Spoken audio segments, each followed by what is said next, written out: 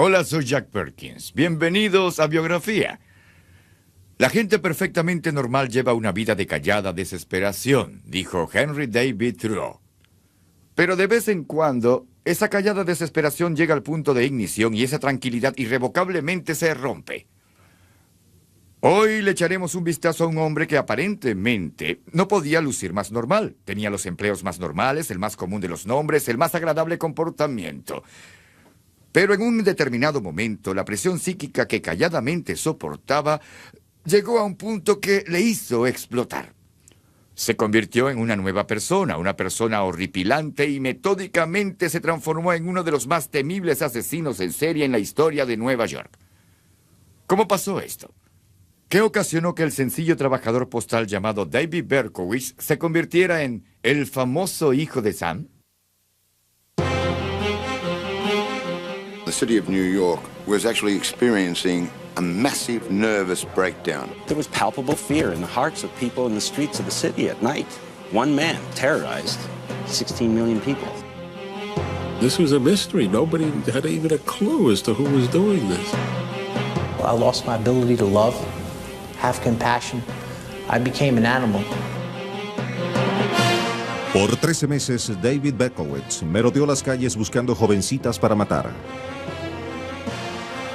Se llamaba a sí mismo el hijo de Sam y acaparó las emociones de los duros neoyorquinos con sus obsesionantes palabras y sus odiosos actos. David Berkowitz, el hijo de Sam.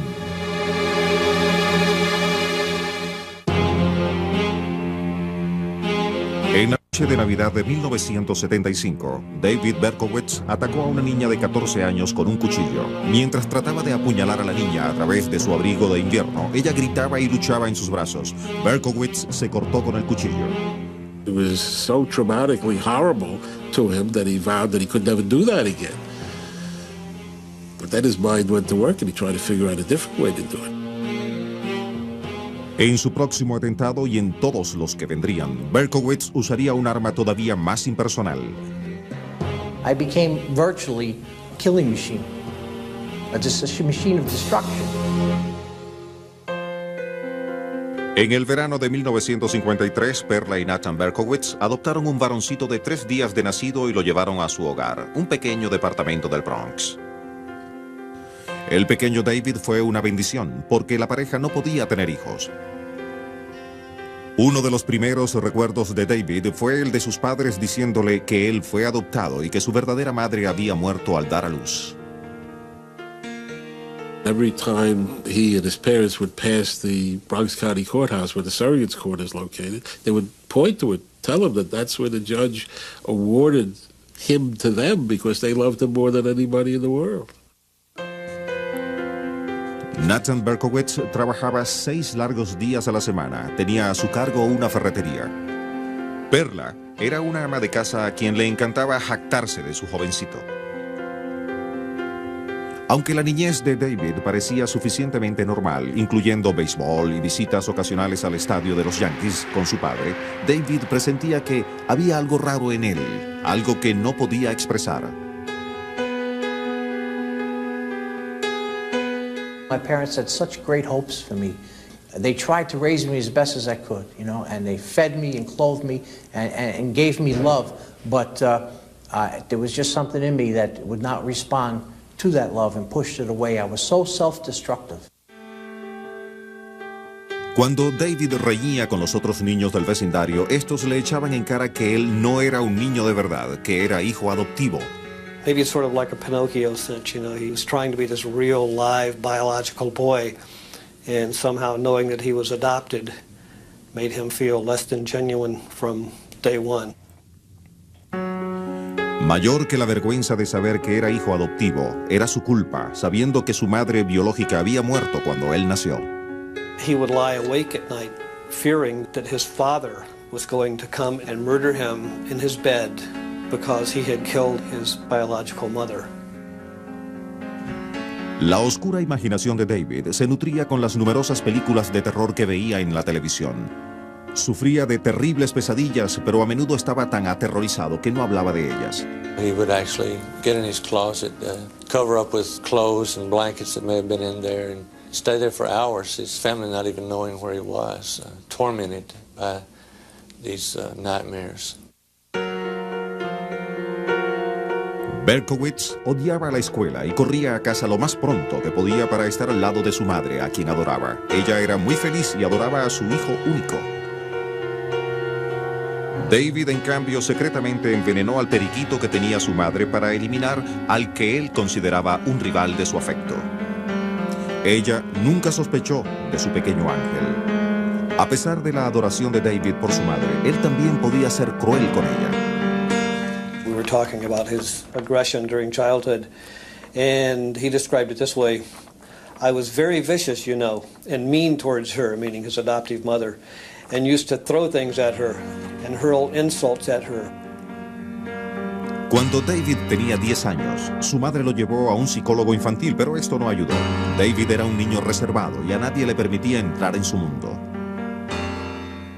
When he was a preteen, 10, 11, 12 years old, he would tell about climbing out the window at night, down the fire escape, and roam the streets of New York City, he said, like an alley cat. Los callejones oscuros de la ciudad contrastaban con la luz que su madre le había dado en el hogar. Siguiendo la tradición judía, ella encendía las velas del Sabbat todos los viernes en la noche. A la edad de 13 años, en 1966, David hizo su bar mitzvah y leyó de la Biblia en hebreo. Pero la carga de su herencia judía solo exacerbaba sus sentimientos de vergüenza que estaban profundamente enraizados. No soy un judío orgulloso, escribiría Berkowitz posteriormente. Se supone que los judíos son honestos, obedecen las leyes y respetan a sus padres. No soy nada de esto, soy una desgracia. Una noche poco después de su bar mitzvah, en un arranque de furia, David le hizo algo cruel a su madre que tendría que soportar el resto de su vida. She was on her way out to go to dinner, and he screamed at her, I hate you, I hope you die. And essentially that was the last time he saw her alive. Unbeknownst to anyone, she was in the advanced stages of breast cancer and collapsed at dinner that evening. La única persona a quien se sentía más unido en todo el mundo se consumía en su lucha contra el cáncer y luego murió. David lloró durante días. I was a lot closer to my mom than I was to my dad. My dad, he had to work all the time, 6 days a week. It wasn't his fault. And then I had trouble, lots of trouble all through my youth, emotional problems and things, mental problems. And when she died, of course, then I lost everything. La soledad de David se intensificó. Era extremadamente tímido y se sonrojaba fácilmente, especialmente frente a las jóvenes. Montaba en bicicleta por horas. A menudo visitaba la tumba de su madre. Se quedaba por largo tiempo en el cementerio, fascinado con las tumbas de quienes habían fallecido siendo jóvenes. Se preguntaba si ellas habían sido bonitas. My dad used to cry and plead with me to come and talk with him. And he says, I don't even know you. You're my son. You're like a stranger. That's just the way I was. I don't know why. It was just these blocks that were up where I just didn't want to share nothing that was on my mind, nothing that was on my heart. I was a closed book, and that was that. Debido a su crónico ausentismo escolar, David solamente completó la secundaria. En 1971, David Berkowitz, de 18 años, se enroló en el ejército. Estaba lleno de fervor patriótico y fantaseaba con una muerte patriótica en Vietnam. Pero en cambio, fue enviado a Corea y calificó como un tirador de puntería con un rifle M16. Trató de conseguirse una amiga entre las prostitutas coreanas que rondaban por la base, pero consideró que el esfuerzo era degradante. David le escribió a su padre, pidiéndole perdón por ser una carga y un menos que nada en la sociedad. Le escribía que él sentía haber llegado a ser lo que era, estúpido, odioso, feo, destructor. Berkowitz le rogó a su padre que pretendiera que nunca había tenido un hijo, que se olvidara de que él había existido alguna vez. En 1973, cuando Berkowitz cumplió 20 años, el ejército lo transfirió a Fort Knox, Kentucky. Ansioso por tener compañía, se involucró con la iglesia bautista, asistió a clases, leyó docenas de libros y pronto se bautizó. He was particularly impressed about how families were together on Sundays and when they prayed together. And he wanted this to be part of this group very, very much. Toda prédica sobre el mal, el pecado y la maldición eterna constantemente le recordaban a Berkowitz el triste futuro que le esperaba en el infierno. Su fervor religioso se extinguió rápidamente. Berkowitz también estaba descubriendo que el ejército no era para él. Después de una serie de problemas disciplinarios, le dieron de baja en 1974 y regresó a Nueva York. Ansioso por un fresco comienzo, se inscribió en la Universidad de la Comunidad del Bronx. Su padre también había hecho un fresco comienzo. Nathan se había vuelto a casar y había decidido irse a Florida y retirarse.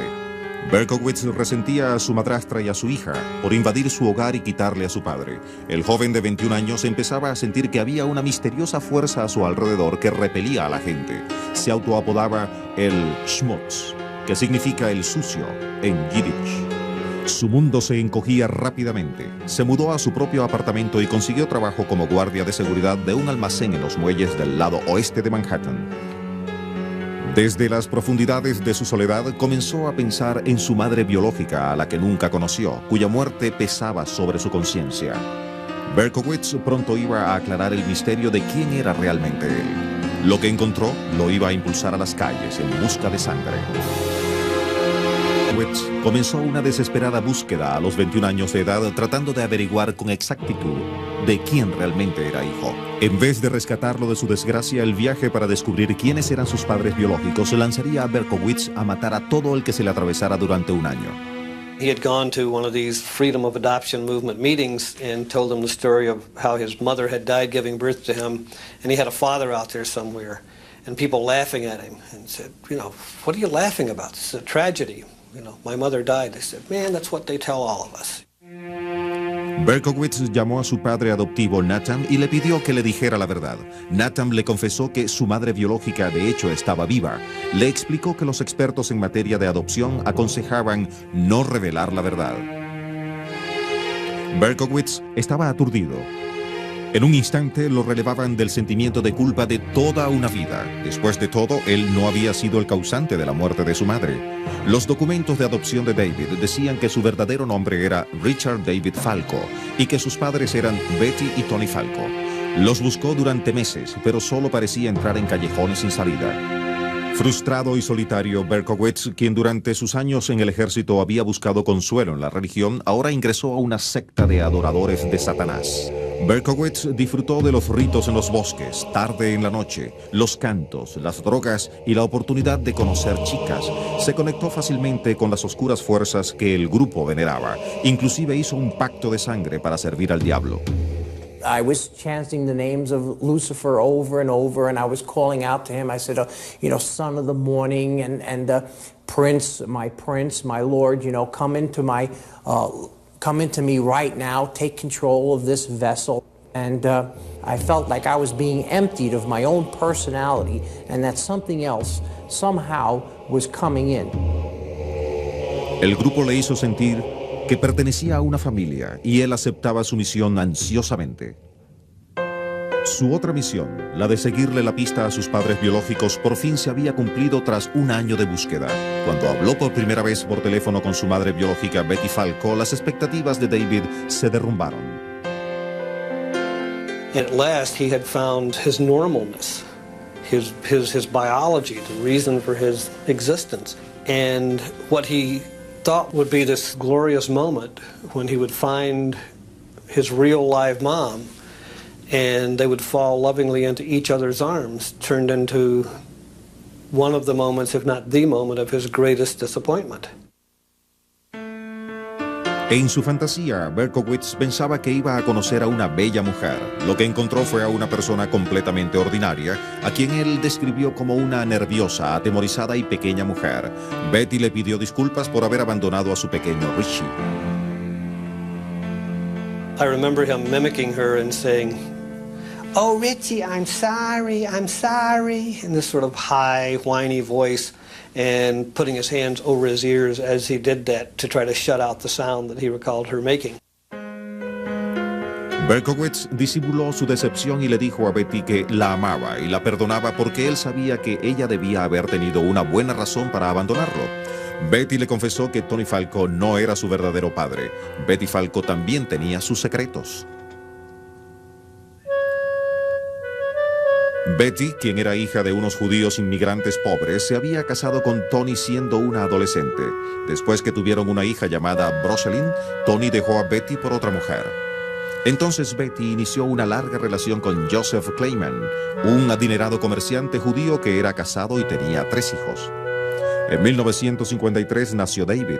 Kleiman no soportaría la vergüenza de un hijo ilegítimo. Betty también se sintió culpable y avergonzada y rápidamente hizo los arreglos para la adopción. He learns at the moment of his imagined rebirth that he had intruded upon the lives of these two people who were simply together having sex.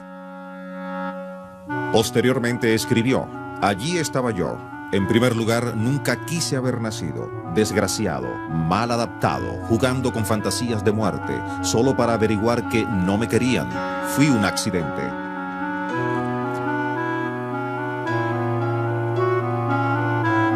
Este momento de la verdad encendió un fusible en Berkowitz, pero nunca dejó de ver sus sentimientos. Por corto tiempo, hasta mantuvo relaciones con su hermana por parte de madre y sus 2 hijas, quienes se le llamaban Tío Richie, y saltaban a sus brazos cuando venía a cenar. His sister seemed to be going out of her way to try to make up for all the things which he hadn't had, and as much as he wanted to believe it, he knew that it was false, that he was still this sort of counterfeit human being. He was adopted. Las visitas de Berkowitz eran cada vez menos frecuentes hasta que cesaron del todo. Posteriormente escribiría: me estaba entrando un poderoso deseo de matar a la mayoría de mi familia biológica. Luché mucho para que estos pensamientos no se convirtieran en acciones, así que me alejé de ellos. David Berkowitz, de 22 años, misteriosamente le había dicho a su hermana por parte de madre que nunca le haría daño a ella ni a sus hijas.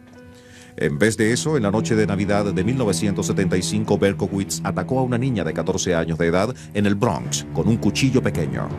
La rabia que David había logrado ocultar y controlar por tanto tiempo comenzaba a salirse de su tranquilo exterior. El ataque fue un encuentro demasiado físico para el introvertido Berkowitz. La niña se defendió, gritó y se escapó. Berkowitz decidió que la próxima vez usaría un revólver. Esa noche de Navidad había nacido un asesino en serie.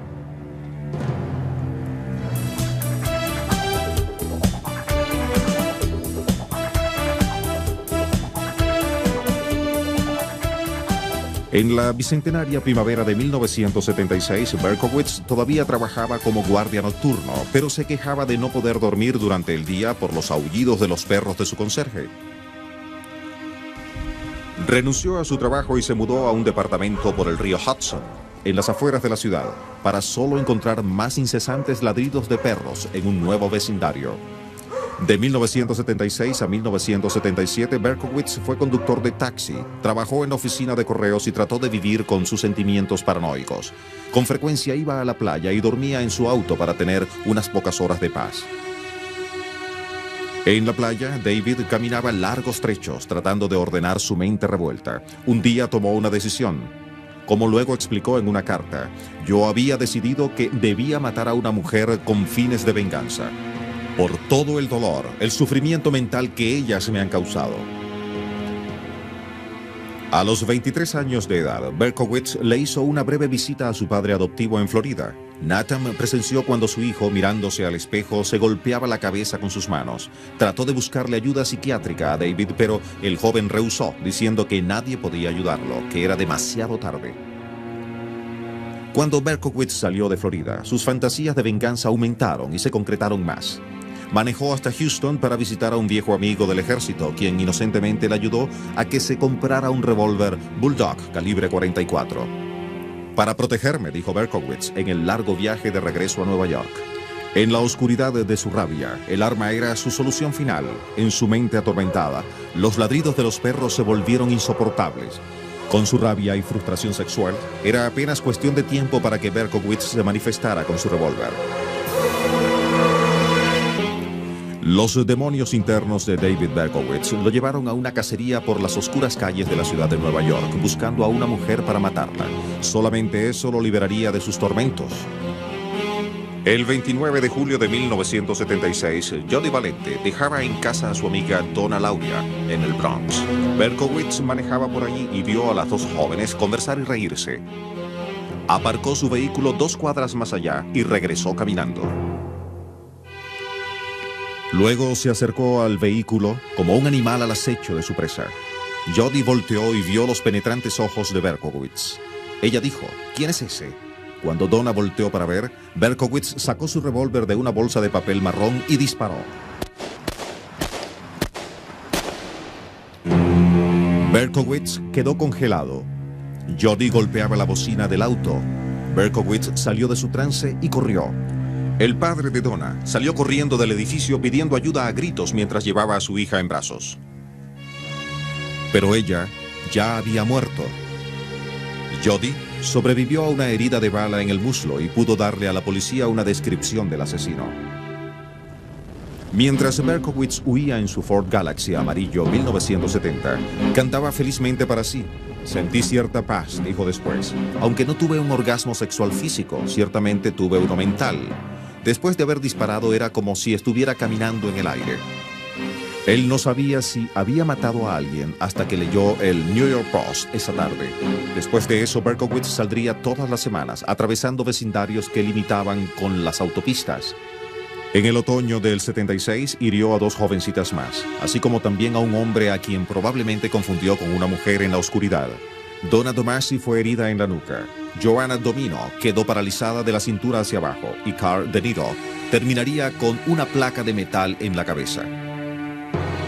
Berkowitz estaba nervioso durante esos primeros ataques. Se daba cuenta que estaba traspasando la mayor división moral.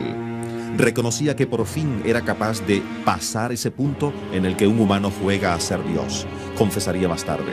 Yo estaba ansioso, excitado y tenso. Berkowitz se emocionaba al pensar que también podría convertirse en héroe. Fantaseaba con entrar a un edificio en llamas para salvar a mujeres y niños. Almost every night when he was driving around looking for someone to kill, he always had a full emergency pack in the back of his car, at the same time looking for someone to save.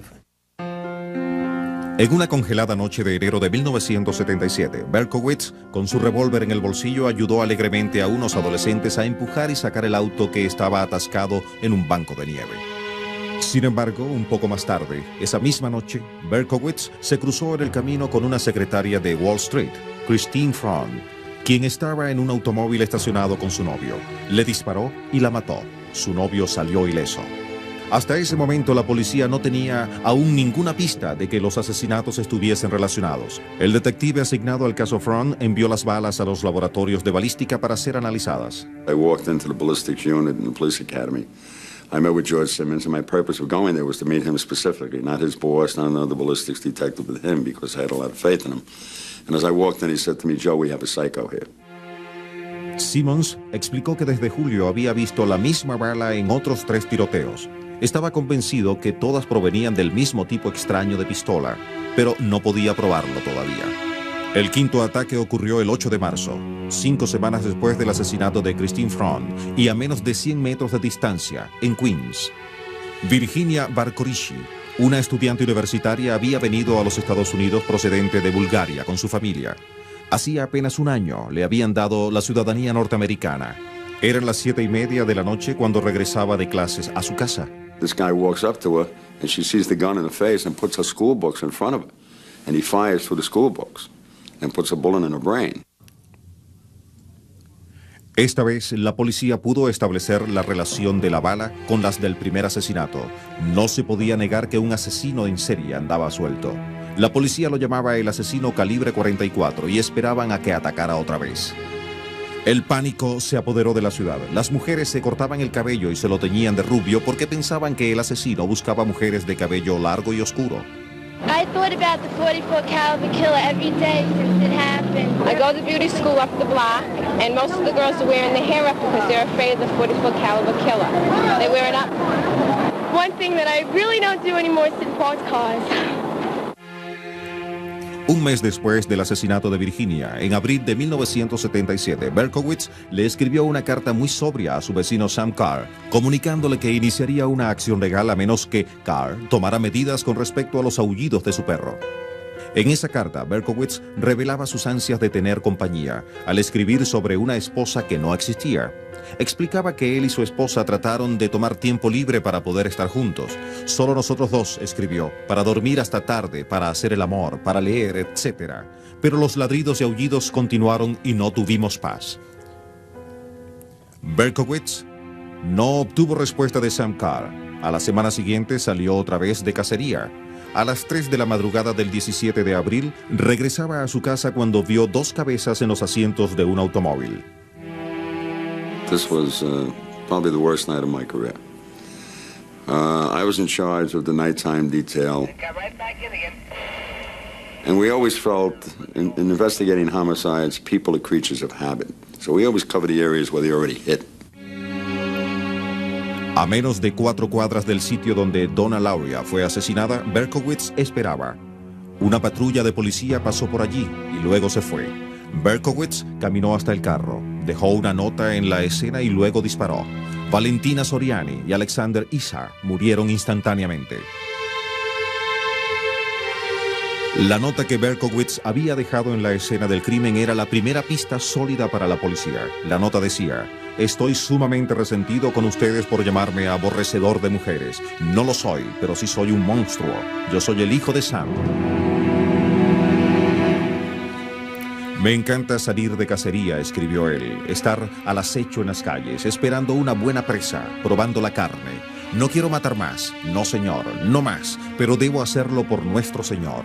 Y quiero hacerle el amor al mundo, amo a la gente. Yo no pertenezco a esta tierra. Y terminaba con una advertencia: permítanme decirle estas palabras: voy a regresar, voy a regresar. Berkowitz subió su apuesta y la policía respondió. Se creó una fuerza especial para coordinar la búsqueda del asesino. Fue la cacería humana más intensiva en la historia de Nueva York. Somebody came up with the theory that the MO of this particular shooter was exactly the same as a scenario on Starsky and Hutch. We sat and watched every Starsky and Hutch episode. That's how minute we got about this thing. Unos días después de haber asesinado a Valentina y Alexander, Berkowitz le escribió otra carta a Sam Carr diciéndole que su vida estaba destruida y que ya no le quedaba nada por perder.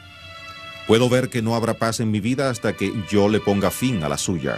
Una semana después, Berkowitz le disparó e hirió al perro de Sam Carr. Los periódicos de Nueva York le pedían que se entregara. Berkowitz le respondió al Daily News con un poema frío y oscuro que decía: hola, un saludo desde las cloacas de la ciudad de Nueva York que están llenas de estiércol de perro, vómito, vino agrio y sangre.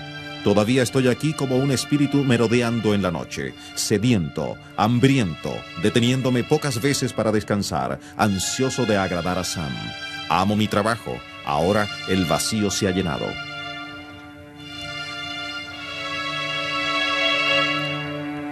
El 26 de junio de 1977, Berkowitz vigiló una discoteca en Queens.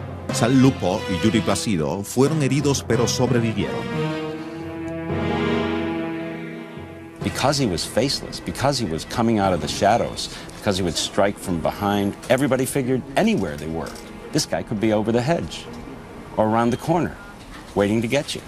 There was palpable fear in the hearts of people in the streets of the city at night. One man terrorized 16 million people. A medida que se acercaba el primer aniversario de los asesinatos, la ciudad todavía temblaba de miedo. Se preguntaban quién era realmente el hijo de Sam y qué les había reservado a ellos próximamente. Para julio de 1977, al acercarse el primer aniversario del asesinato de Donna Lauria, un diario osadamente proclamó: Día de muerte. Otro periódico publicó: Dinos, Sam, ¿qué planeas para nosotros esta noche? Las calles estaban pavorosamente silenciosas en la noche del 29 de julio. Esta transcurrió sin incidentes. 2 días después, el 31 de julio en Brooklyn, Stacy Moskowitz y Robert Violante salieron juntos. Tenían una cita.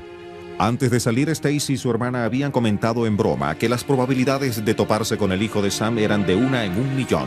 Esa noche, Berkowitz estaba escondido en el parque. Stacy y Robert estacionaron su automóvil. Berkowitz los observaba mientras ellos se mecían en los columpios. Cuando regresaron al auto, se besaban apasionadamente. Berkowitz disparó 4 balazos por la ventana lateral del asiento de pasajeros. Permaneció allí, hipnotizado, y luego corrió.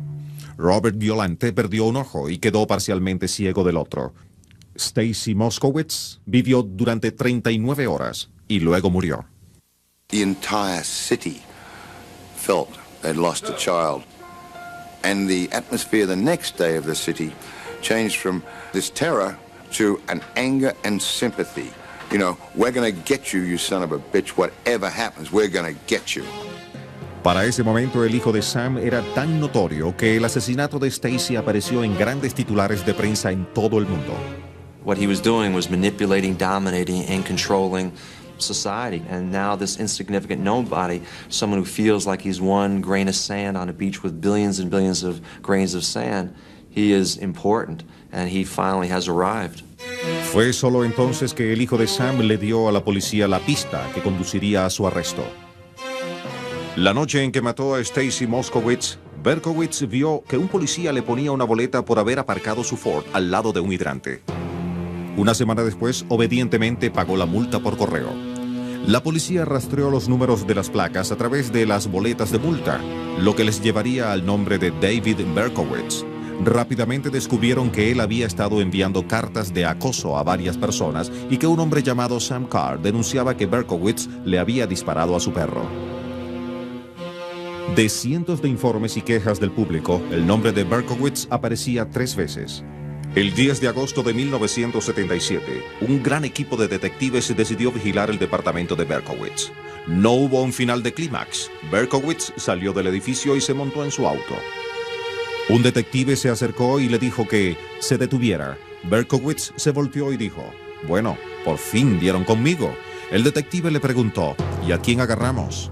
Berkowitz le contestó con la mayor naturalidad: «Al hijo de Sam». On the seat next to him in a brown paper bag is the .44 caliber gun that did all the shootings. No resistance, no shootout, no nothing. You got me. You got the son of Sam. La policía se lo llevó para interrogarlo y los medios se abalanzaron. He came almost in a spotlight. There was a surreal feeling about it. We're finally putting a face to horror and terror. Berkowitz confesó todos los asesinatos del hijo de Sam, revelando detalles que solo el asesino podía conocer. He enjoyed talking about it. He enjoyed being able to give us what we and he only knew.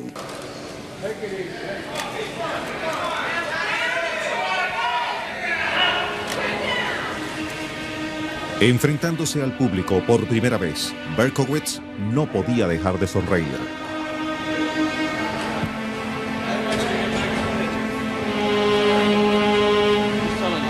Berkowitz no dio ninguna señal de su oscuro y vengativo interior.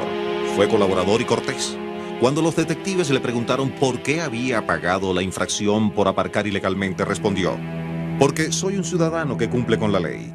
En una conferencia de prensa, Nathan Berkowitz, ahora de 68 años de edad, expresó su pesar por los familiares de las víctimas. Well, did you have any possible thought it might be David? No, I did not. Upon learning that it is allegedly he, what was your immediate reaction, and how did you get the news? I cried. I think that's enough, gentlemen, with respect to any further. Berkowitz dijo que quienes le habían ordenado que matara fueron los demonios creados por su vecino Sam Carr, quien según él era el demonio en forma humana. Por 8 meses estuvo encerrado en un apartado cuarto de la sala de prisioneros del Hospital del Condado de King. Se programó una audiencia para determinar si estaba mentalmente apto para proceder con el juicio. Durante las primeras semanas de su encarcelamiento, los guardias reportaban que el hijo de Sam comía como un caballo y dormía como un bebé. Muy raramente se contrariaba y lucía indiferente con respecto a su situación. En grabaciones de entrevistas con psiquiatras, el hijo de Sam trataba de explicarse a sí mismo. I had nothing anything against these victims. Who were these people to me? They were just people. I didn't hate them. I wasn't angry against them. So why did you do it? Well, Sam did it through me. He used me.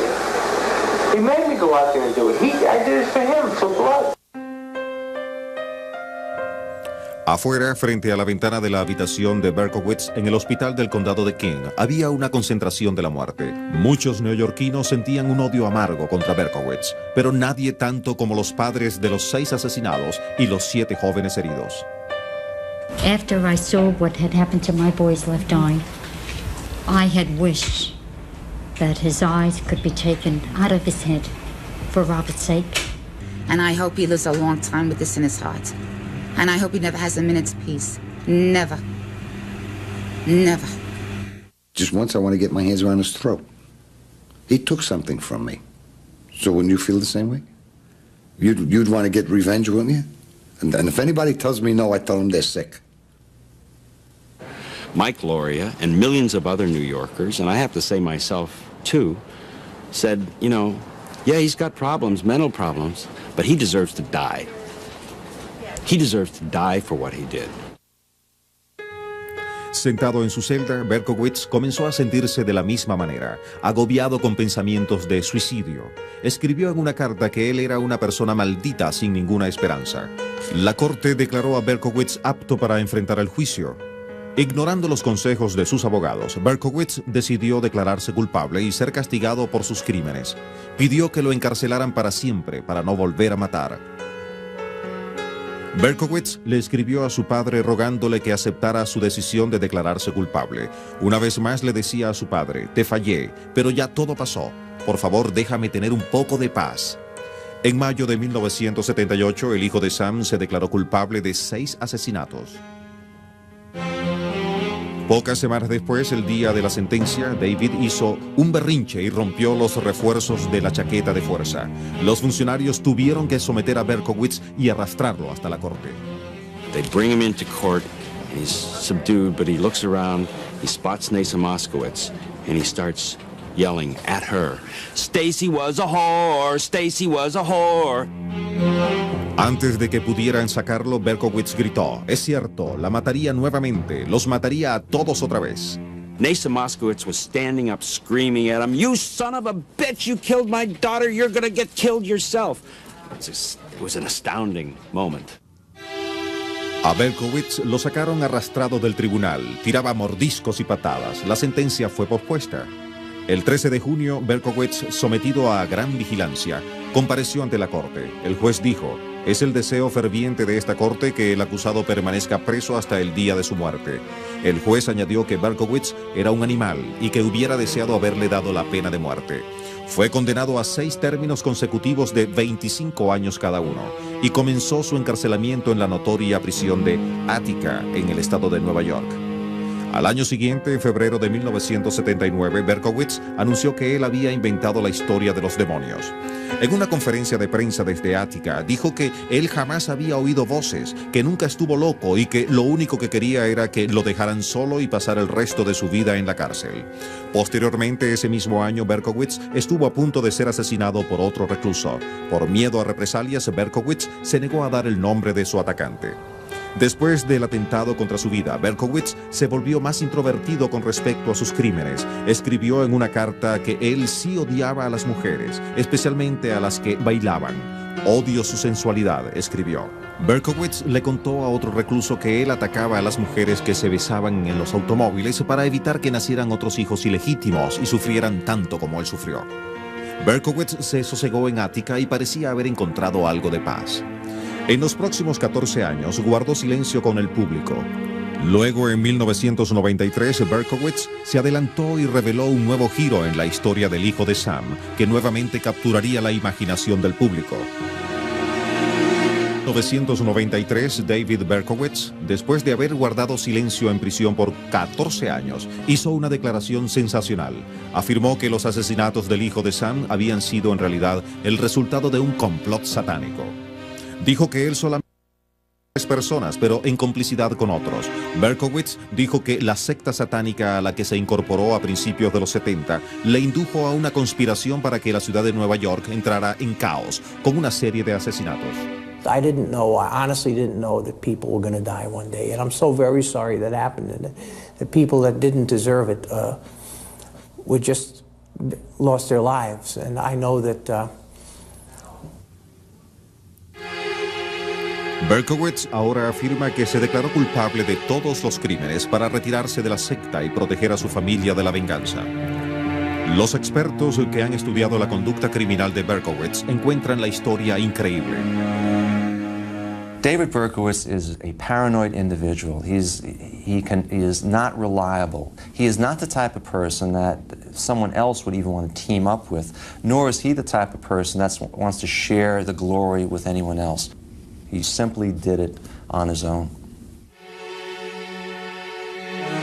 Berkowitz ha estado viviendo en prisión casi tanto tiempo como vivió fuera de ella. En 1987 lo pasaron a su actual residencia, las instalaciones del Correccional de Sullivan, una cárcel de super máxima seguridad para criminales notorios.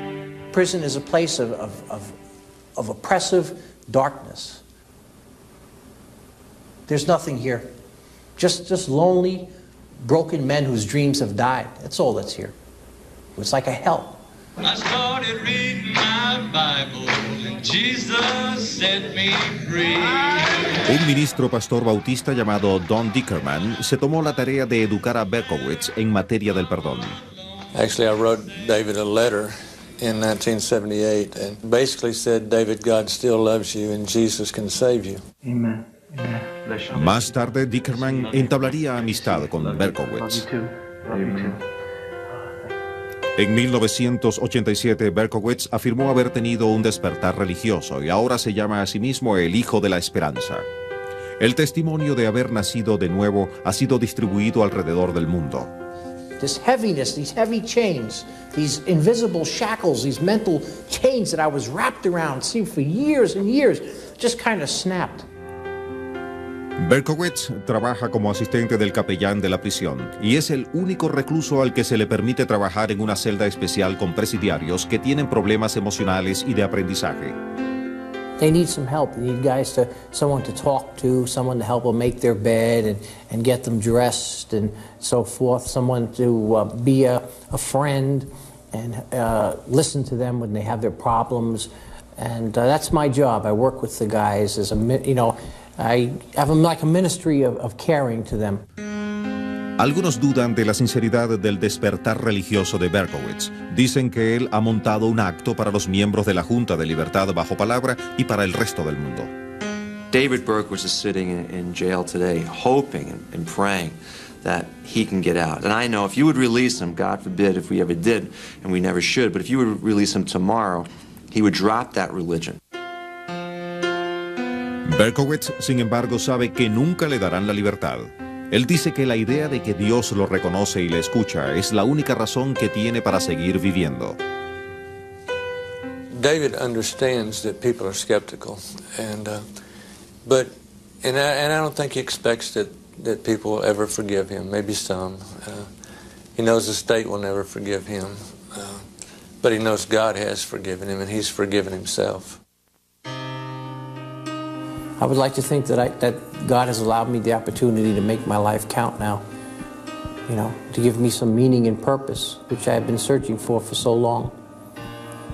I'd like to think that somehow that the past could gradually be wiped away. En prisión, irónicamente, Berkowitz parece haber encontrado la familia sustituta que buscó a lo largo de su vida anterior. Con sus crímenes había creado una oscura fantasía que aterrorizó a la ciudad. Ahora, él quiere ser conocido como el Hijo de la Esperanza, pero siempre será un prisionero de su propia creación, el Hijo de Sam. Ahora se hace llamar el Hijo de la Esperanza, y él quisiera que todo el mundo se olvidara del Hijo de Sam. Pero aunque el padre se llame la Esperanza o Sam, el hijo que mantuvo a una metrópolis en estado de terror no será olvidado tan pronto. Para Biografía, soy Jack Perkins. Hasta la próxima.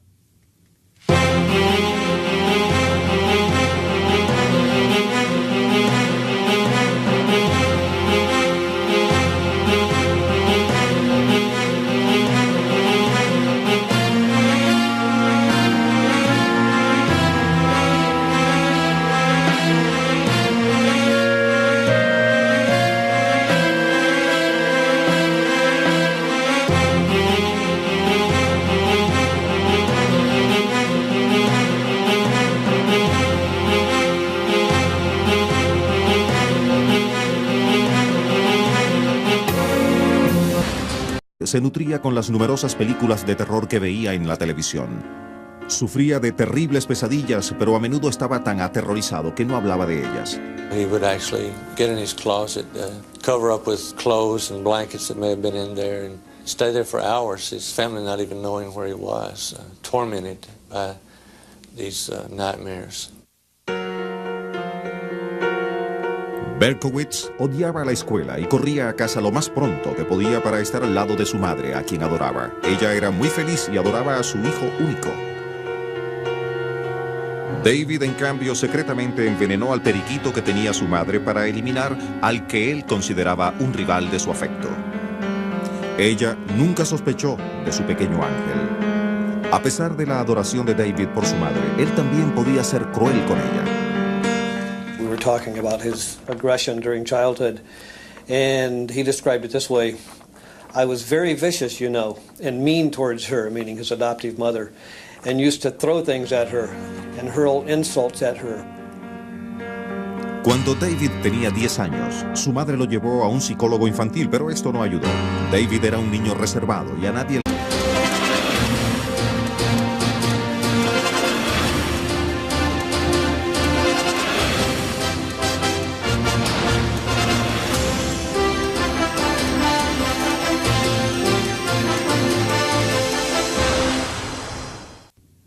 Hola, soy Jack Perkins. Bienvenidos a Biografía. La gente perfectamente normal lleva una vida de callada desesperación, dijo Henry David Thoreau. Pero de vez en cuando, esa callada desesperación llega al punto de ignición y esa tranquilidad irrevocablemente se rompe.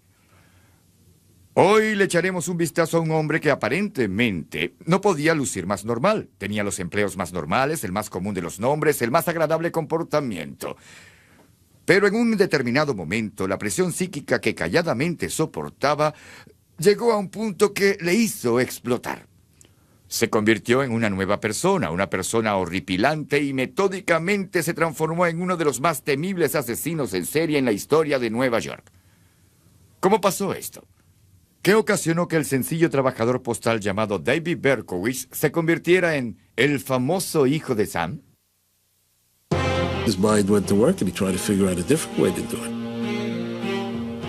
En su próximo atentado y en todos los que vendrían, Berkowitz usaría un arma todavía más impersonal. I became virtually a killing machine, a machine of destruction. En el verano de 1953, Perla y Nathan Berkowitz adoptaron un varoncito de 3 días de nacido y lo llevaron a su hogar, un pequeño departamento del Bronx.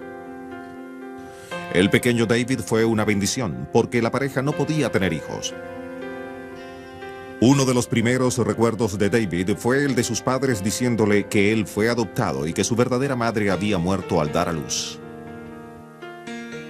Every time he and his parents would pass the Bronx County Courthouse where the surrogates court is located, they would point to it, tell him that that's where the judge awarded him to them because they loved him more than anybody in the world. Nathan Berkowitz trabajaba 6 largos días a la semana. Tenía a su cargo una ferretería. Perla era una ama de casa a quien le encantaba jactarse de su jovencito.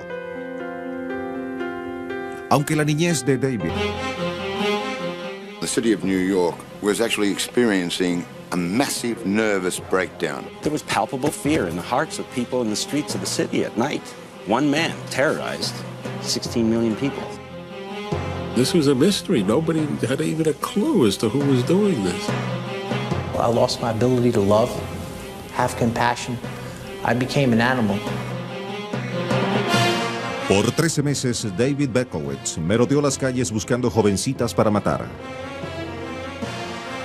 Se llamaba a sí mismo el Hijo de Sam y acaparó las emociones de los duros neoyorquinos con sus obsesionantes palabras y sus odiosos actos.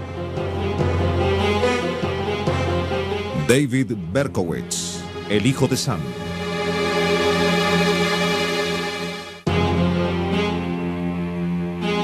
En la noche de Navidad de 1975, David Berkowitz atacó a una niña de 14 años con un cuchillo. Mientras trataba de apuñalar a la niña a través de su abrigo de invierno, ella gritaba y luchaba en sus brazos.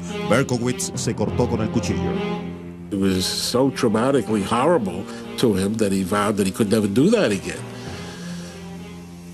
Parecía suficientemente normal, incluyendo béisbol y visitas ocasionales al estadio de los Yankees con su padre.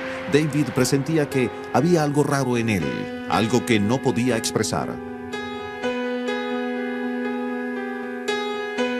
My parents had such great hopes for me. They tried to raise me as best as I could, you know, and they fed me and clothed me and gave me love, but there was just something in me that would not respond to that love and pushed it away. I was so self-destructive. Cuando David reñía con los otros niños del vecindario, estos le echaban en cara que él no era un niño de verdad, que era hijo adoptivo. Maybe it's sort of like a Pinocchio sense, you know, he was trying to be this real, live, biological boy, and somehow knowing that he was adopted made him feel less than genuine from day one. Mayor que la vergüenza de saber que era hijo adoptivo, era su culpa, sabiendo que su madre biológica había muerto cuando él nació. He would lie awake at night, fearing that his father was going to come and murder him in his bed because he had killed his biological mother. La oscura imaginación de David